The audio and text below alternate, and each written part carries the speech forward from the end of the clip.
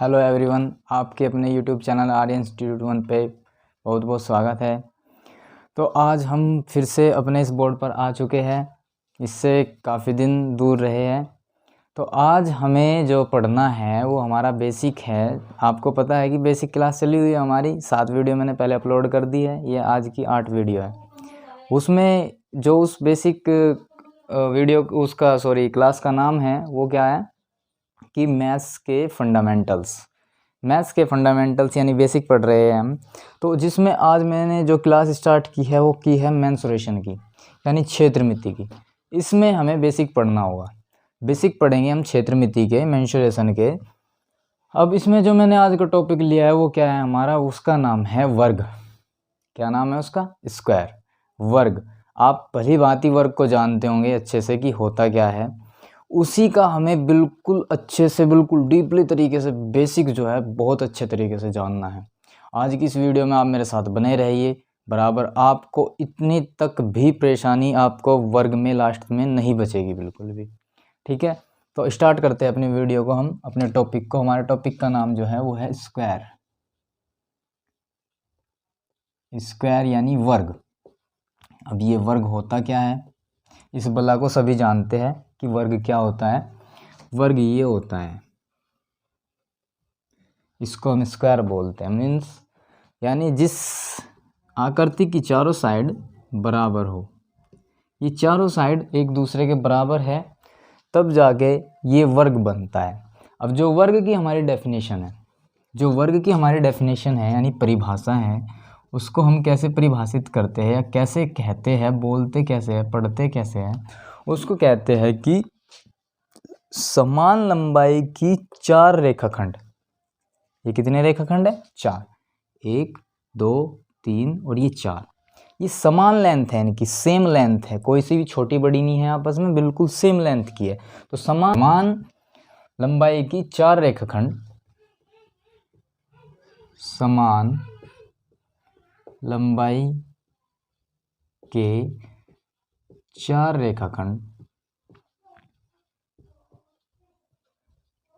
रेखाखंडों से घिरी बंद आकृति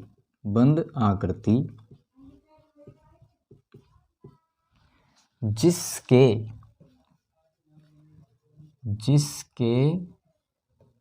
सभी कोण या चारों कोण कह सकते हैं, चारों कोण 90 डिग्री हो, वो क्या होगा? वो हमारा वर्ग होगा।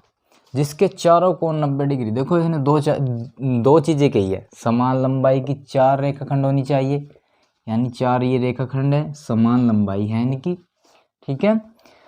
4 और इसके सभी कोण जो होंगे वो 90 डिग्री के होंगे, यानी ये जो होंगे परपेंडिकुलर पर, ये सभी के सभी क्या होंगे? 90 डिग्री के एंगल होंगे। ये सब हमारे क्या होंगे? 90 डिग्री। भाई बेसिक बहुत अच्छे से समझाऊंगा इसके बारे में, ठीक है। बस आप आराम से इस वीडियो को देखते रहिए लास्ट तक, बहुत अच्छे से बेसिक इसका क्लियर कर दूंगा। आज के बाद आपको वर्ग में कभी भी कोई प्रॉब्लम नहीं आएगी। तो देखो, ये हमारी सीधी लाइन है, इस पे परपेंडिकुलर पड़ रहा है, 90 डिग्री है। इसी प्रकार से यहाँ पे देख लो, ये यहाँ पे 90 डिग्री, इसी प्रकार से यहाँ पे ये 90 डिग्री, इसी प्रकार से यहाँ पे 90 डिग्री बन रहा है। तो ये कितना हो गया टोटल? अगर बात करें हम वर्ग के चारों कोणों की, वर्ग के चारों कोणों का योग, चारों कोणों का योग कितना होगा भाई? वर्ग के चारों कोण कितना होगा भाई? 4 बार 90 90 जोड़ लो, 360 बैठेगा टोटल, 360 डिग्री। ठीक है, ये चीज़ आपको समझने वाली है। एक यहाँ से कोण 90 डिग्री होंगे हर प्रकार के, वो मतलब चारों कोण, और वर्ग के चारों कोणों का योग होता है 360 डिग्री। ठीक है, इतना समझ लिया आपने अच्छे से। चलिए, अब इसकी परिभाषा तो हो गई। अब बात करते हैं कुछ इसके बेसिक की। ये हमारा एक वर्ग है, ये इस प्रकार से ये हमारा वर्ग है। और वर्ग में अगर मैं बात करूं, सबसे पहले चलो हम ये चीज़ देख लें। तो वर्ग के जो ये होगा ये विकर्ण, ये क्या है? विकर्ण है। अब विकर्ण के बारे में बता देता हूँ आपको, विकर्ण है क्या यार, ये शायद भी बस। विकर्ण जो होता है वो वर्ग के एक किनारे से एक कोण से दूसरे कोने, एक कोने से दूसरे कोने को मिलाने वाली रेखा विकर्ण कहलाती है। चलिए देखते हैं, क्या बता रहा था मैं कि विकर्ण क्या होता है वर्ग का। वर्ग का विकर्ण वर्ग के एक कोने से दूसरे कोने को मिलाने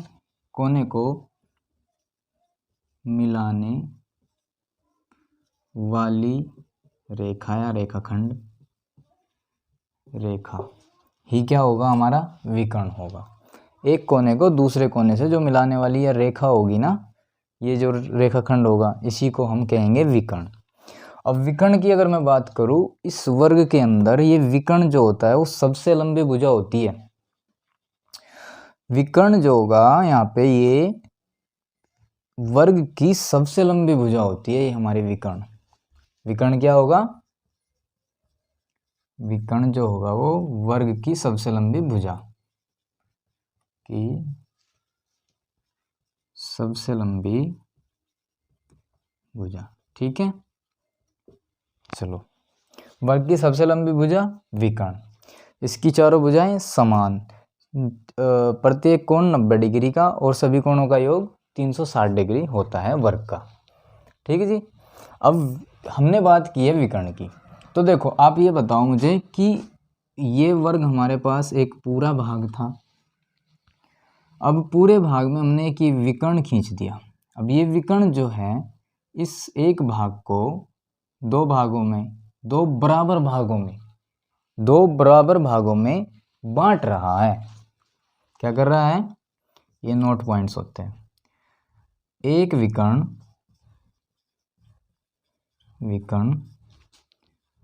वर्ग को दो बराबर भागों में बांटता है या काटता है, ठीक। देखो भाई ये पूरा हिस्सा एक था, अब ये क्या बचा? ये आधा बचा और ये आधा बचा, दोनों हिस्से बराबर बराबर है, ठीक। एक विकर्ण की बात है, जब एक विकर्ण खींचेंगे तो दो हिस्से बनेंगे और वो भी बराबर बराबर। जब दो विकर्ण की बात हो, दो विकर्ण वर्ग को कितने बराबर भागों में बांटेंगे? 4 बराबर भागों में बांटता है या बांटते हैं। दो विकर्ण की बात है। देखो ये हमारे पास क्या है, ये वर्ग है। एक विकर्ण तो इस कोने से इस कोने तक हो गया, दूसरा विकर्ण इस कोने से इस कोने तक हो गया, ठीक है जी।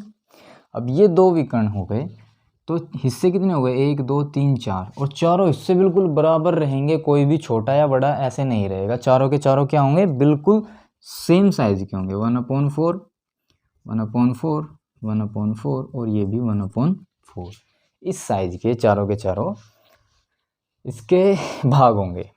अब बात करते हैं नेक्स्ट पॉइंट की। नेक्स्ट पॉइंट क्या कहता है? हमारा वर्ग का जो स्क्वायर का पॉइंट है नेक्स्ट, वो क्या होगा? देखिए ये स्क्वायर बना।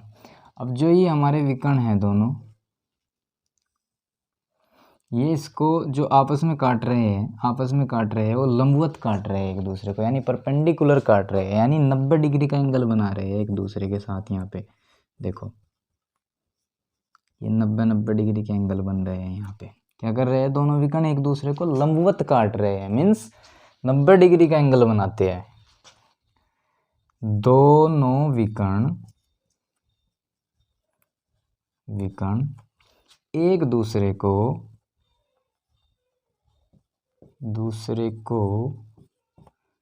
लंबवत काटते हैं।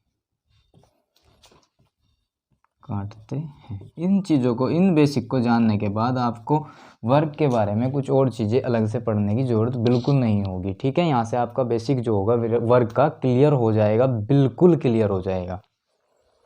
तो दो विकर्ण एक दूसरे को लंबवत काटते हैं, यानी कि लंबवत का मीन्स क्या है?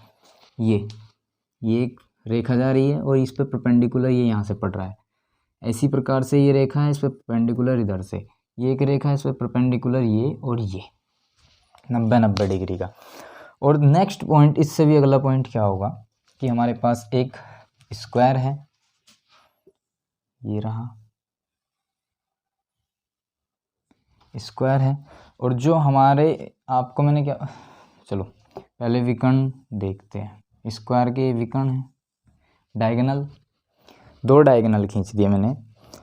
आपको बताया था कि मैंने ये कितना था 90 डिग्री, ये कितना था 90 डिग्री, ये कितना था 90 डिग्री और ये कितना था 90 डिग्री। चारों एंगल कितने थे 90 डिग्री के थे।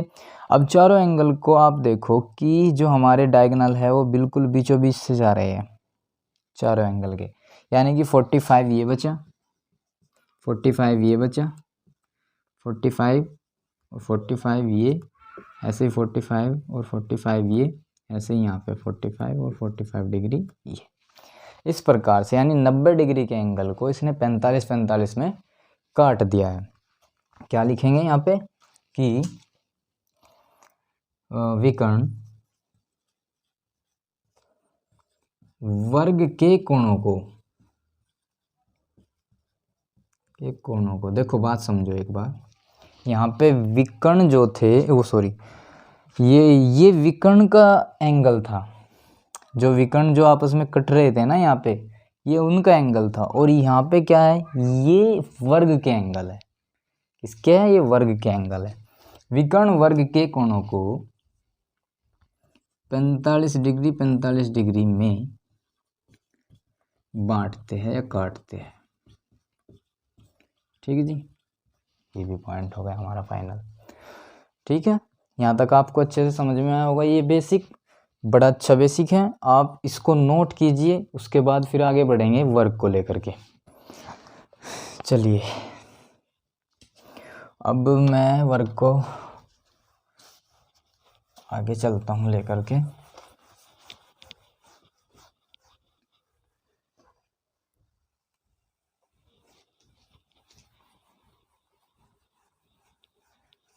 चलिए अब जो हमारा पॉइंट है वो है सूत्र का, मतलब फॉर्मूले जो हमारे होते हैं वर्ग के, उन सूत्रों की बात करते हैं। सूत्र की बात करते हैं तो सबसे पहले मैं बात करूँ, अगर देखो आपको मैंने बताया था कि साइड इसकी चारों इक्वल होती है। ये साइड, ये साइड, ये साइड, ये साइड, चारों की लेंथ बिल्कुल सेम होगी। ठीक है, तो इसी हिसाब से मैं क्या बताऊँ कि वर्ग की चारों भुजाओं की माप या चारों भुजाएं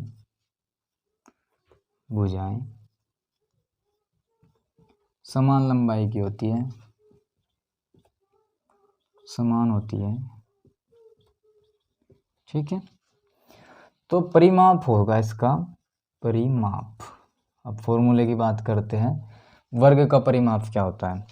देखो परिमाप वैसे तो बात करें तो क्या होता है कि किसी भी आकृति में जितनी साइड दी गई हो उन सभी का जोड़, क्या होता है, परिमाप होता है। इसमें कितनी साइड है, 4 साइड, 1 2 3 4, 4 भुजाएं हैं, चारों भुजाओं को जोड़ दोगे तो क्या आ जाएगा, इसका परिमाप निकल के आ जाएगा वर्ग का। लेकिन इसका फॉर्मूला है, क्या करेंगे कि भाई चारों को हम बार बार मतलब 4 बार जोड़ेंगे, तो क्यों ना हम एक ही साइड की 4 से मल्टीप्लाई कर दे।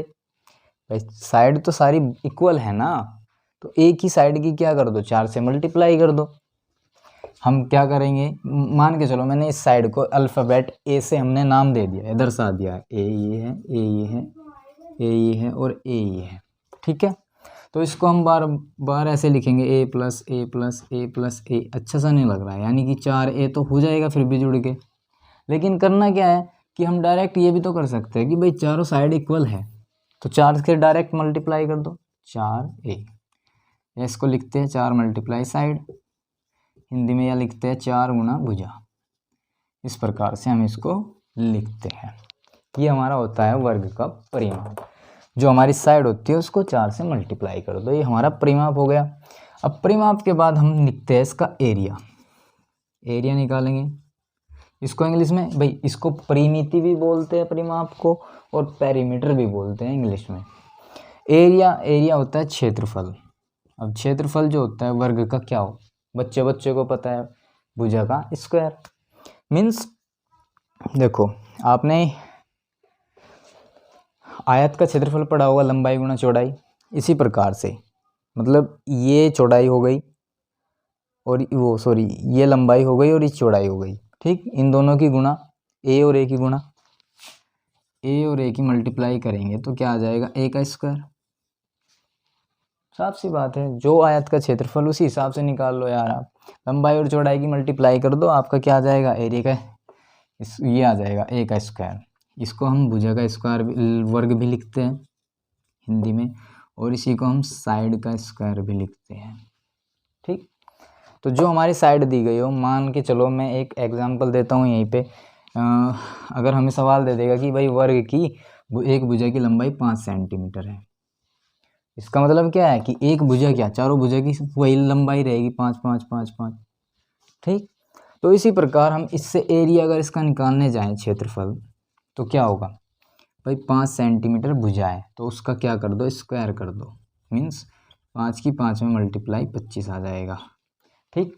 और आपको पता होना चाहिए कि सेंटीमीटर था यूनिट, सेंटीमीटर की जब सेंटीमीटर में हम 2 बार मल्टीप्लाई करा रहे हैं तो उसका आ जाएगा सेंटीमीटर स्क्वायर। यूनिट क्या हो जाएगी क्षेत्रफल में, वर्ग सेंटीमीटर। अगर मीटर होगा तो वर्ग मीटर, और सेंटीमीटर है तो वर्ग सेंटीमीटर। जिस प्रकार भी जोन सी भी यूनिट देगा उसके साथ वर्ग लगा देंगे आप। इसी प्रकार आप परिमाप निकाल सकते हैं यहाँ से। जैसे मैं बता दूं कि 4 गुणा ए की जगह क्या 5 सेंटीमीटर रख लो, तो आपका परिमाप क्या आ जाएगा, 5 चौक 20 सेंटीमीटर। ये आपका परिमाप आ जाएगा। इस प्रकार से आप परिमाप और क्षेत्रफल निकाल सकते हैं। अब इसका एरिया निकालने का एक फॉर्मूला तो ये था, इसमें क्या था, साइड दी होनी चाहिए, तब हम इसको यूज़ करेंगे। दूसरे नंबर पर क्या है, एरिया ही निकालना है। एरिया ही निकालना पड़ेगा कब, जब डायगोनल दिया गया होगा। डायगोनल विकर्ण, ये भाई साहब ये इस प्रकार से जब ये भाई साहब दिए गए होंगे तब हमें ये फॉर्मूला लगाना है। क्या, देखिए 1/2 मल्टीप्लाई डायगोनल का स्क्वायर। यहाँ पे क्या होगा, डायगोनल का स्क्वायर लिख सकते हैं, या विकर्ण का गुणनफल। जो हमारे दोनों विकर्ण होंगे ना, दोनों डायगोनल, उन दोनों की मल्टीप्लाई आती है यहाँ पे। अब आपको पता है कि डायगोनल दोनों के दोनों क्या है, सेम लेंथ के, और सेम लेंथ का हमें फिर क्या करना है, स्क्वायर कर दो यार, ठीक। तो ये हो गया 1/2 मल्टीप्लाई डी स्क्वायर। डी हमारा यहाँ पे क्या है, डायगोनल। डायगोनल जो होता है हमारा विकर्ण होता है। अब विकर्ण जो होगा हमारा, मान के चलो मैं यहाँ पे विकर्ण की लेंथ ले लेता हूँ 5 सेंटीमीटर। एग्जाम्पल साथ साथ लेके चल रहे हैं थोड़ा सा।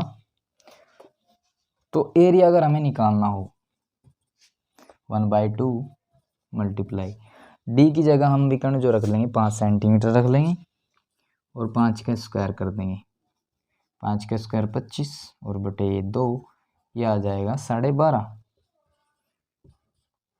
12.5 आंसर, ठीक है।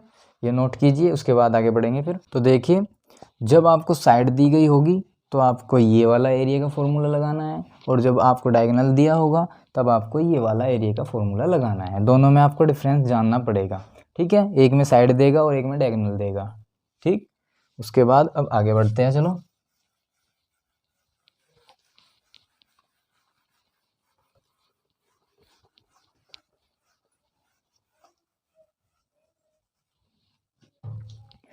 अब बात करते हैं विकर्ण की। विकर्ण की बात करते हैं। देखो अभी क्या बताया था मैंने कि हमारा जो वर्ग होगा ये इस प्रकार से, तो उसके बीच में एक डायगोनल होगा ये, ठीक। अब आप ये बताओ कि इस वर्ग को 2 हिस्सों में बांट रहा है, बराबर बराबर 2 हिस्सों में बांट रहा है, और यही सबसे लंबी भुजा होती है वर्ग की, विकर्ण। अब आप ये बताओ कि भाई ये विकर्ण, इस विकर्ण से ये 2 समकोण त्रिभुज बने कि नहीं बने, एक तो ये नीचे बन गया देखो, और ये एक ऊपर बन गया समकोण त्रिभुज, है ना। अब ये दो समकोण त्रिभुज बन गए। एक बात बताओ आप, जैसे आपने पढ़ा होगा कि समकोण त्रिभुज इस प्रकार से, ये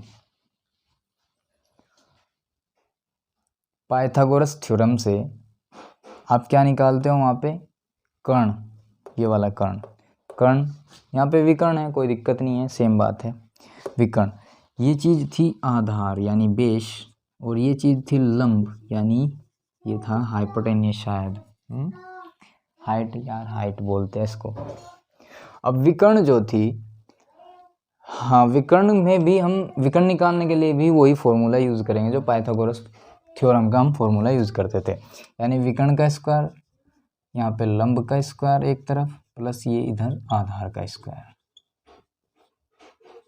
विकर्ण लंबी सबसे लंबी भुजा होती है, इस वजह से हमने ये अलग रखा, इसका स्क्वायर अलग रखा, ये छोटी छोटी भुजाएं हैं, इन दोनों का स्क्वायर जोड़ देंगे यहाँ पे एक तरफ करके, ठीक है। अब विकर्ण तो हमें, चूंकि विकर्ण का स्क्वायर तो हमें चाहिए नहीं, विकर्ण चाहिए। अब विकर्ण चाहिए तो फिर क्या कर दो, दोनों तरफ का अंडर रूट ले लो, प्लस आधा स्क्वायर, दोनों तरफ का क्या कर दो, अंडर रूट ले लो, ठीक। इसके स्क्वायर से इसका अंडर रूट हटा, और ये विकर्ण बचता है यहाँ पे। विकर्ण बचने के बाद यहाँ पे लंब का स्क्वायर प्लस आधार का स्क्वायर ये बचता है। अब आपको पता होना चाहिए लंब भी यहाँ पे a है और आधार भी यहाँ पे a है। भाई साइड तो चारों यार सेम है ना, a है, तो फिर लंब भी इसका क्या होगा, a होगा, a का स्क्वायर प्लस आधार भी क्या होगा, a होगा, a का स्क्वायर करेंगे तो आपका ये आ जाएगा a स्क्वायर जुड़ के 2a स्क्वायर, 2a स्क्वायर हो जाएगा। अब देखो रूट के अंदर से 2 को नहीं निकाल सकते, तो रूट को हम √2 को ऐसे ही रख लेंगे यहाँ पे। हाँ a स्क्वायर निकल जाएगा, स्क्वायर से इसके ऊपर से अंडर रूट हट जाएगा, a बचेगा खाली, तो ये हमारा विकर्ण आ जाएगा। इस प्रकार से हम विकर्ण निकालते हैं इसका, लेकिन सीधा सीधा किताबों में क्या दे रखा है ये, और हम भी रटते हैं यही चीज़ की विकर्ण का फॉर्मूला, जो हमारा वर्ग है, वर्ग के विकर्ण का फॉर्मूला क्या होता है, √2 गुना भुजा, यानी √2 मल्टीप्लाई साइड को हम a लिखते हैं, तो इस प्रकार से हम इसको डायरेक्टली याद कर लेते हैं। जबकि हमें, क्योंकि मैंने बताया कि हमारी क्लास क्या है, बेसिक है, तो बेसिक हमें जानना पड़ेगा कि ये चीज़ आई कहाँ से, ये यहाँ से आई, ठीक है, समझ रहे हो आप, ये चीज़ यहाँ से आई निकल के, तो इसको हम डायरेक्ट रटने की बात नहीं है, इसको समझ लीजिए फिर पता लग जाएगा कहाँ से आया, ठीक है। तो ये हमारा विकर्ण हो गया। इसी प्रकार से एक और मैं फॉर्मूला बना देता हूँ। आपको पता है एरिया क्या है, भुजा का स्क्वायर यानी साइड का स्क्वायर, इंग्लिश में लेके चलो, साइड का स्क्वायर पता है, वर्ग का।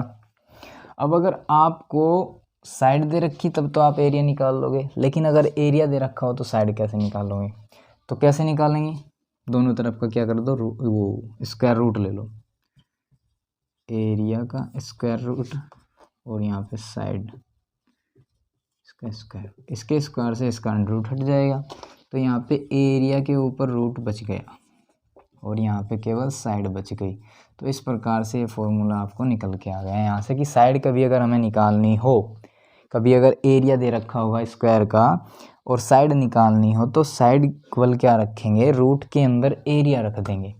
जैसे एग्जाम्पल समझते हैं, एक एग्जाम्पल लेते हैं, एग्जाम्पल छोटा सा एग्जाम्पल, बहुत छोटा सा। एरिया दे दिया है मान के चलो किसी भी स्क्वायर का 25 सेंटीमीटर स्क्वायर या मीटर स्क्वायर कर सकते हैं, ठीक है, ये दे दिया। और आपको पूछ रहा है कि भाई साइड बता दीजिए उस स्क्वायर की जिसका ये एरिया है, तो साइड निकालने के लिए आपको फॉर्मूला क्या यूज़ करना पड़ेगा भाई, अंडर रूट के अंदर ए रख लो, एरिया। अब साइड निकालनी है चूँकि, तो साइड निकालने के लिए एरिया आपका 25 सेंटीमीटर है, 25 को आप 2 भागों में तोड़ लो, 5 गुना 5। अब इस पूरे युग्म, इस पूरे पेयर का क्या, एक 5 निकल के बाहर आ जाएगा, ये आपका साइड हो जाएगी, साइड आपकी 5 सेंटीमीटर बन जाएगी। ठीक है, तो ये जो था ये बेसिक था, ये हमारे स्क्वायर का बेसिक था, आज का वर्ग का हमारा बेसिक था। इसके मैंने बढ़िया बढ़िया क्वेश्चन अभी कुछ नहीं कराया है, सिर्फ बेसिक जो फॉर्मूला था इसका, जो अंदर की इसकी छोटी मोटी चीज़ें थी वो बताई है अभी तक। ठीक है, तो आज की क्लास में मैं इतना ही रखता हूँ। आपने अच्छे से अगर ध्यान से देखी होगी ये वीडियो तो आपको कोई भी चीज़ इसमें ऐसी नहीं छूटी होगी जो आप इसमें उलझ के रह जाएंगे या प्रॉब्लम होगी, कभी नहीं होगी। ठीक, इतनी मैंने इसको डीपली से बता दिया है। अब अगली क्लास में हम नेक्स्ट क्लास में इसके बारे में और अच्छे क्वेश्चन लाएंगे। ठीक है, ये आज का बेसिक था। तो इस वीडियो में मैं इतना ही रखता हूँ। और हाँ, मैंने शुरू से अब तक कुछ ऐसा नहीं बोला है, मैं अब बोल रहा हूँ। अगर आपको ये वीडियो अच्छी लगी हो तो वीडियो पर पहली बार आए हैं, वीडियो को लाइक, चैनल को सब्सक्राइब जरूर कर दीजिए। तब तक हम मिलते हैं फिर अगली वीडियो में। तब तक आप देखते रहिए हमारा चैनल आर्यन इंस्टीट्यूट 1। जय हिंद।